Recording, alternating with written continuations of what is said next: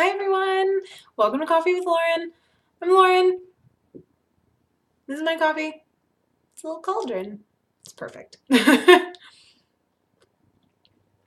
Today we're going to be talking about the 5 things you should do after you write a novel, and they're probably not what you think they are.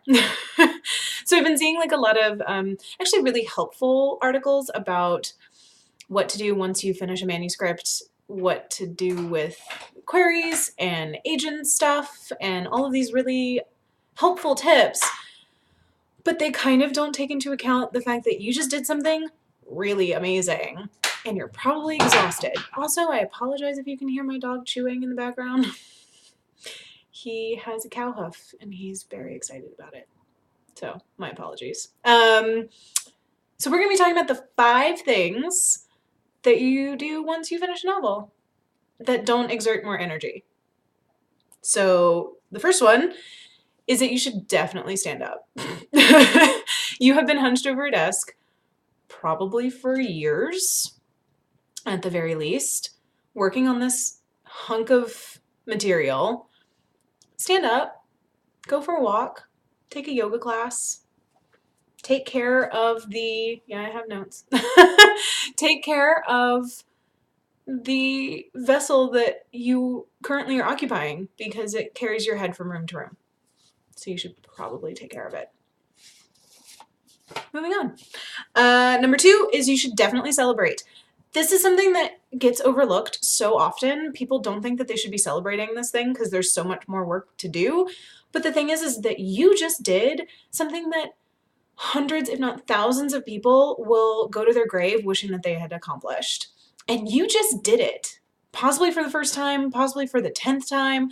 You just wrote an entire novel. What? That's amazing. Celebrate. Take yourself out to dinner. Go with your significant other somewhere. Go out with your friends. Just enjoy it. Have a Netflix and chill party with yourself. Get into pajama pants. Take a shower and just, or a bath and feel really luxurious in just taking care of yourself, but in a celebratory way. Pop that bottle of champagne and eat ice cream on your couch. Like definitely celebrate because you just did something amazing. And not a lot of people are gonna take into account that you exerted that much effort. And also the next leg of the journey is kind of filled with a lot of potholes and some rough starts and some maybe not so great emotional feelings. So take the good when you can get it. Have that glass of champagne. Celebrate. The third is you should definitely brace for the post-project melancholia. Yeah, it's a thing. It's a thing, and it's really frustrating. It hits me usually about a week after, and it's just really, it's a bummer. I mean, there's a reason I'm calling it melancholia. When I say brace for it, I'm not saying that to make you not have it. It's gonna happen. But you should probably do the things while you are still on that last little bit of creative energy. Do the stuff that you're probably not going to want to do in a week or two when you get hit with this post-project depression where you're just I don't want to move and I don't want to talk and I hate everything. Do your dishes, do your laundry, tidy up your space, make your space feel as comfortable and cozy as you possibly can. Go to the grocery store, stock up on good food, stock up on coffee or bottled water or the things that you like, tea, yerba mate, that matcha stuff that seems to be really super trendy now, even though I've probably only had it once and I don't really remember what it tasted like. Just stock up on the things that you really enjoy, the things that make you feel good, and creature comforts. Make your space as comfortable as you possibly can and take care of the things that you're really not going to want to do when you're already feeling shitty. So if you have to go to the post office, go to the post office. If you have to go to the DMV, go to the DMV. If you have to do things around people, you should definitely go do them now before you're already super bummed and you kind of hate just the world and everything. So post-project melancholia, it's a thing. Also, self-care in terms of making your like internal catalog of the things that you have to do. Get a planner or a notebook. Write down your to-do lists. Write down the steps that it takes to do the things that you need to do. Make those steps even smaller. Like, do what you have to make it not feel overwhelming. Also, it clears the mind clutter so that when you do get hit with the post-project melancholia, you're not going to be constantly anxiety rolling around in your head going, oh, I have to do this and I don't remember how to get there and da-da-da. Just write it all down. It takes out the mental clutter and you'll thank yourself in 2 weeks. There you go. Can you hear my dog drinking his water? He's taking care of himself. Number four, catch up with your friends. You've probably been neglecting the people in your life. Speaking from personal experience, I have a tendency to go full-on hermit, and I have to purposefully schedule social time, otherwise I will never see anybody, except for that guy and his brother who's out in the backyard. I won't see anyone for months if I don't force myself to. Not that it's a forcing thing, not that I have to, but if I don't think about it, I will completely forget the people in my life on accident. And I really hate that about myself, but it is what it is when you're a creative writer who, I mean, it's a solitary job, and when you're in the throes of writing a novel or whatever, it can be kind of hard to remember to go out to dinner sometimes. So now that you've finished, you get to go catch up with the people that you love. You get to go to movies, you can go to bookstores, you can go get coffee, you can go get drinks. You can go be in the world. Go run, Ariel. Enjoy being topside. Enjoy that. Go be with the people that you love and miss, and they're probably missing you too. Oh, he had to get the big one.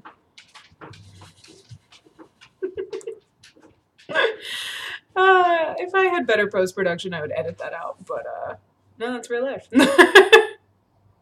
That's my dog. I love him.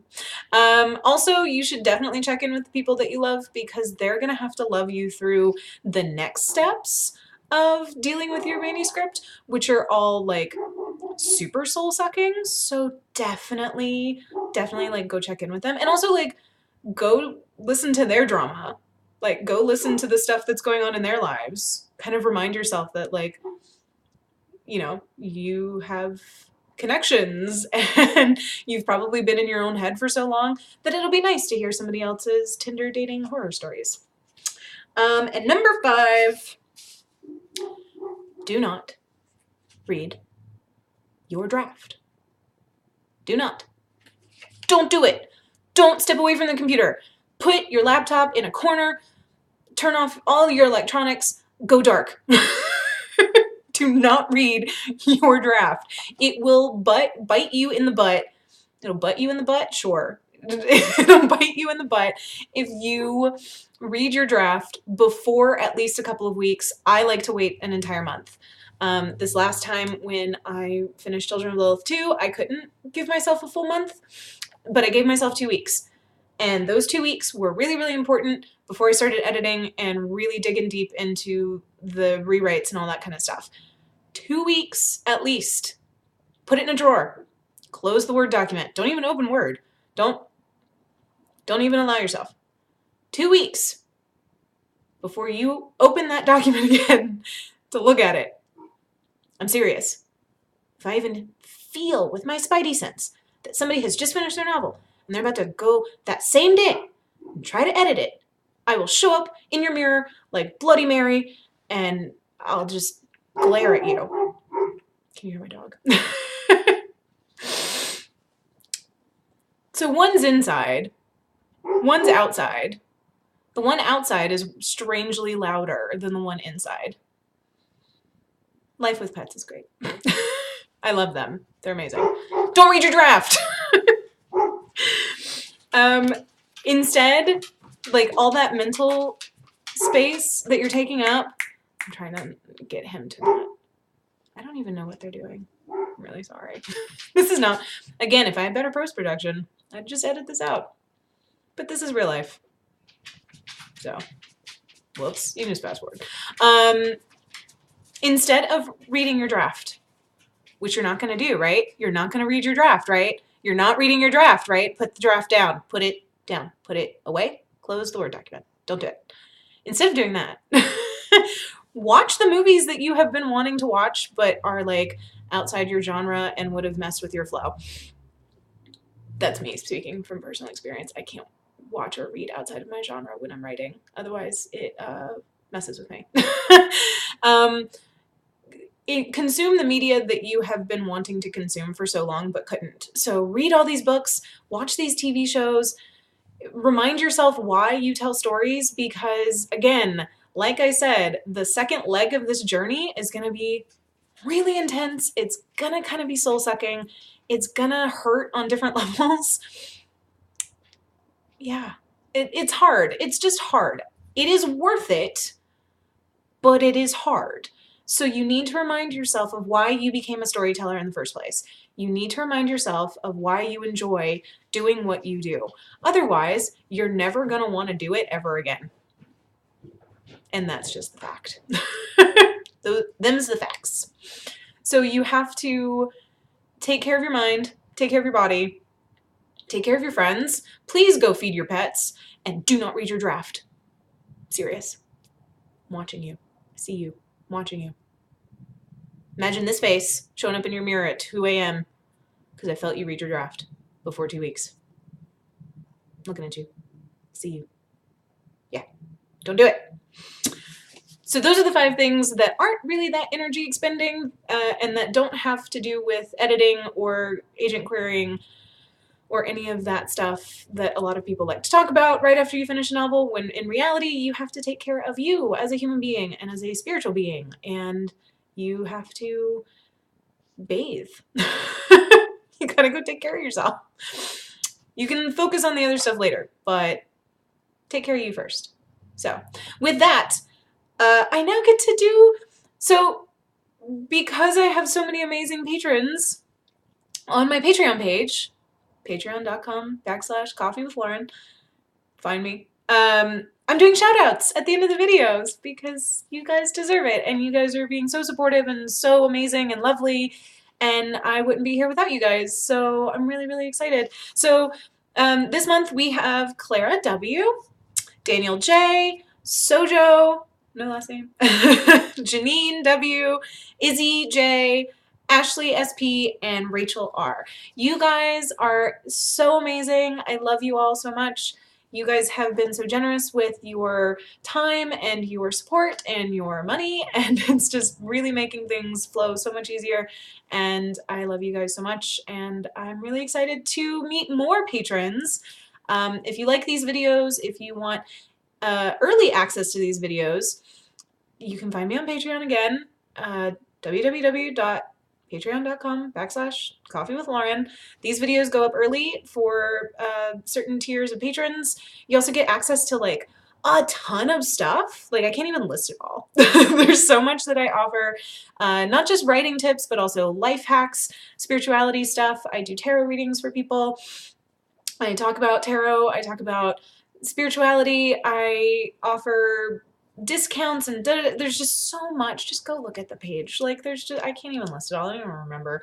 But you also get perks, and one of those perks is getting a shout out. Yes, singular, on these videos. Also, my first goal I'm working towards is to start a podcast, which would be Coffee with Lauren podcast. It would be me talking to and interviewing other creative people, and those people could also be you. I'm looking for more people to talk to. So if you are a patron and you're like, hey, I do this thing, I live a creative life, I'm a little weird, whatever, you do a thing that people and myself would love to hear about, or maybe I just want to like interview you because you're like a cool person. We're gonna be doing that on the podcast, but I have to reach my first goal first. So please donate if you can. Like you can donate for as little as $2 a month, and it'll really keep us going. So thank you all so much. You can also find me on Instagram at Will Write for Coffee. I don't remember my own handle. Will Write for Coffee on Instagram. I'm on Twitter at Lauren P_Devora. I'm on Facebook, Lauren Devora Author. You can find me everywhere. I'm everywhere. Like me, baby. I'm everywhere. Anyway, I hope you guys have a really lovely day and enjoy your coffee because I'm going to enjoy mine. Cheers, guys. Bye.